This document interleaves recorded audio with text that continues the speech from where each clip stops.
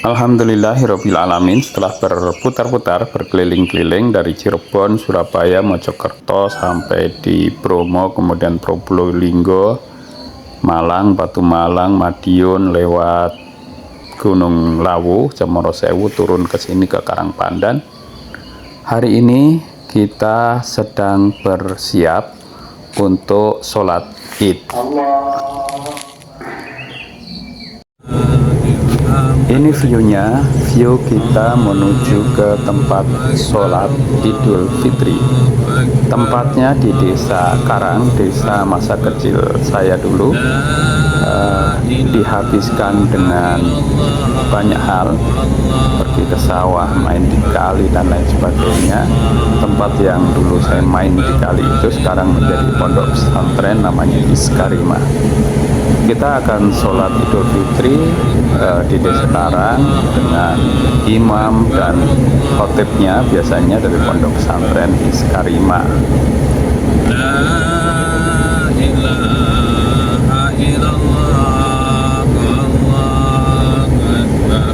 Juga nggak apa-apa kan?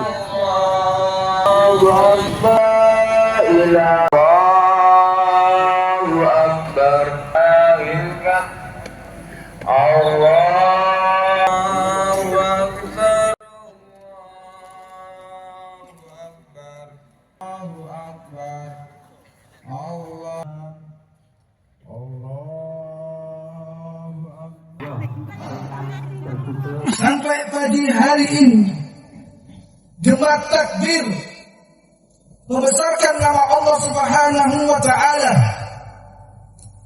Jemaat tahlil mengesahkan Allah Subhanahu wa taala. Jemaat tahmid saut-sautan dari satu tempat ke tempat yang lain memenuhi Allah Subhanahu wa taala, tidak lain untuk menunjukkan bahwa dan munculnya hilal di awal Syawal menunjukkan datangnya hari raya Idul Fitri 1445 Hijriah bertepatan dengan tahun 2024 Masehi. Allahu Akbar, Allahu Akbar. Menandai perpisahan kita dengan bulan Ramadan, menandai perpisahan kita dengan syahrul Ramadan, bulan yang diistimewakan oleh Allah Subhanahu wa taala. Bulan yang penuh dengan kasih sayang Allah. Bulan yang penuh dengan ampunan Allah. Bulan yang penuh dengan rahmat Allah. Di dalamnya Allah Subhanahu wa taala perintahkan kita untuk taat kepadanya. Banyak beribadah kepadanya. Banyak bertaubat atas kemaksiatan dan dosa yang telah kita lakukan. Syukur alhamdulillah. Jadi bingung aku tuh, berubah dari dulu kan sepi ya, di sini nggak ada apa-apa loh. Iya.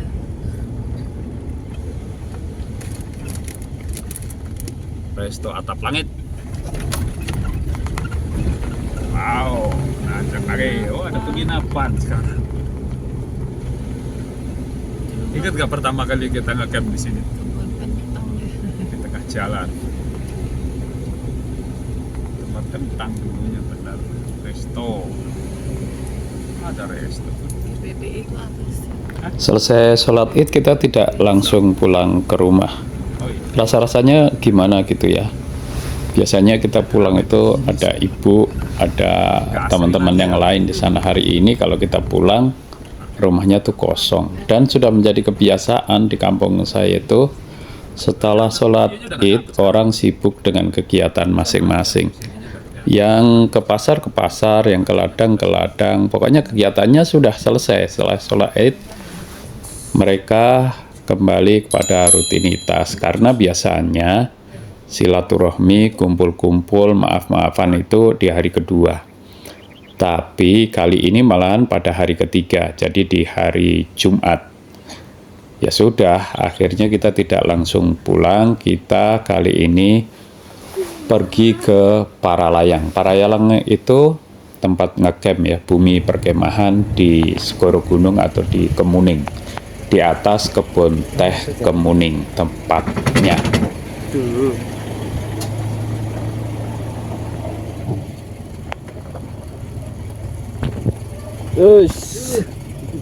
Ada batu ya? Ada batu di depan. Ini sunyi sepi, hanya kita yang ada di sini. Kayaknya orang-orang masih silaturahmi atau aktivitas setelah sholat Idul Fitri. Dan lebih syahdu ya suasananya kalau sepi begini.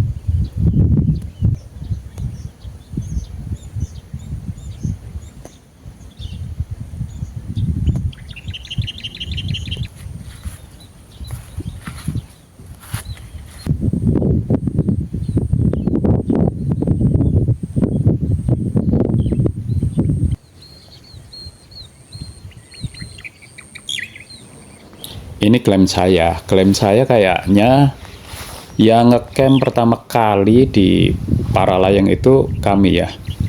Ketika Hendra itu masih SD, kira-kira kelas 4. Sebelum Paralayang rame, masih ada satu rumah gudang pupuk lah yang ada di situ. Kami tahu itu karena adik saya itu dulu operator dan manajer merangkap segala-galanya dari usaha backhoe atau ekskavator. Dia dapat borongan untuk menata tanah ladang kentang di sana. Cerita-cerita nih ngasih tahu di situ ada tempat yang bagus namanya Paralayang. Ya sudah, waktu itu iseng-iseng saya ke situ, naik Jimny pada saat itu. Jalannya masih tanah, belum dibeton seperti ini, harus pakai effort, sempit.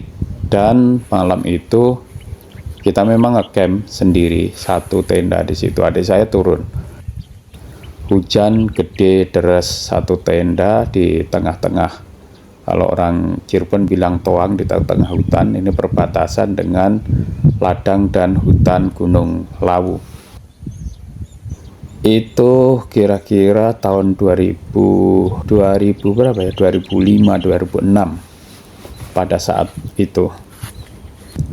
Dan ternyata hari ini tuh para layang menjadi viral, menjadi tempat camping yang terkenal di sini. Banyak orang ngecamp di situ, tapi akhirnya malah banyak bangunan resto, banyak bangunan tempat makan, resort, hotel, dan lain sebagainya. Kemarin saya lihat di salah satu media, warga di sekitar Kemuning ini mulai resah dengan keberadaan wisata-wisata yang tidak memperhatikan lingkungan.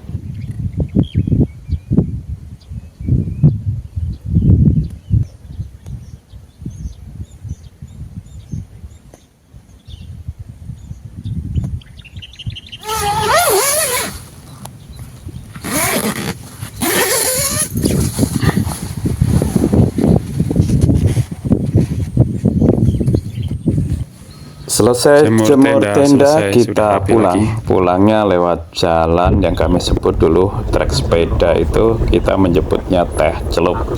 Tapi sekarang ini udah jadi kayak jalan tol. Masuknya kita bayar 20.000, jadi nggak ada lagi trek off-roadnya. Sudah jalanan beton. Ini trek sepeda Almontennya di sini beautiful. Jadi kita start dari parkir Candi Ceto, kemudian menyusuri ladang-ladang perbatasan dengan kebun teh dan hutan Gunung Lawu, masuk ke Paralayang, kemudian turun ke kebun teh, kemudian nanti berakhir di Karanganyar.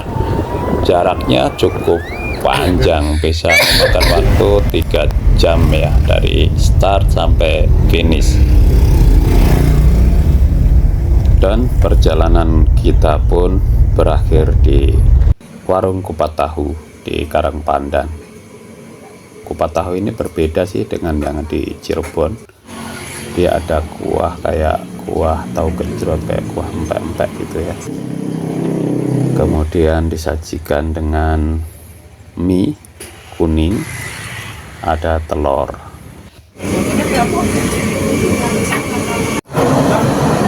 Ini